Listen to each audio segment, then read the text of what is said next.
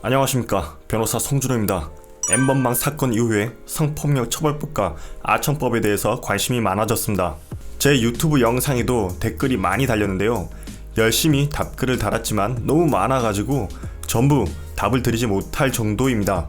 상대방의 의사에 반하여 촬영된 영상을 배포한 경우, 상대방이 촬영에 동의하였지만 배포에는 동의하지 아니한 경우에 배포한 경우에는 성폭력 처벌법에 따라 처벌을 받게 됩니다.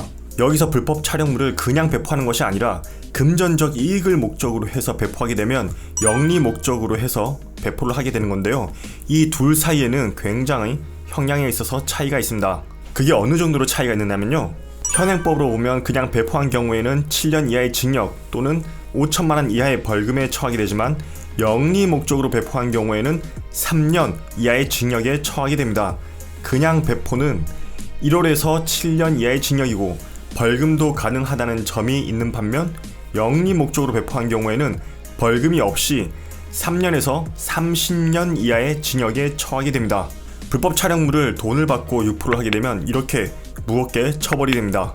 그렇다면 돈을 직접적으로 받은 경우가 아니고 다른 목적으로 해서 불법 촬영물을 배포한 경우는 어떻게 될까요? 불법 촬영물을 야짤로 만들어가지고 사람들의 관심을 사는 경우를 예로 들어보겠습니다. 도박 사이트를 홍보하고 회원을 모집하기 위해서 불법 촬영물을 야짤로 만들어가지고 유포하는 경우가 있습니다. 이때 그 야짤을 클릭하는 경우에는 해당 도박 사이트로 넘어가게 되죠. 또 인증되지 않은 주식 거래 사이트에서 회원을 모집하기 위해 야짤을 만들어가지고 유포하는 경우가 있습니다. 해외로 여행 갈 사람들을 모집하기 위해서 야짤로 만들어가지고 유포하는 경우가 있습니다. 이때 불법 촬영물을 게시하면서 어떤 대가를 받은 적은 없습니다. 이 점에서 영화관에서 영화를 상영할 때 관람객으로부터 돈을 받는 모습과는 전혀 다른 모습입니다.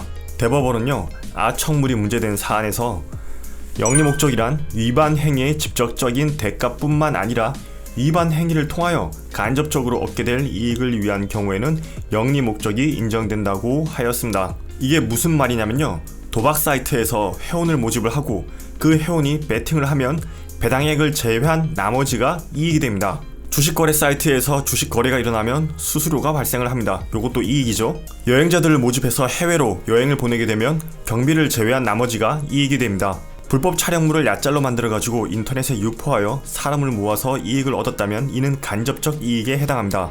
따라서 이 경우에는 영리 목적이 인정되어서 3년 이상 30년 이하의 징역에 처하게 됩니다.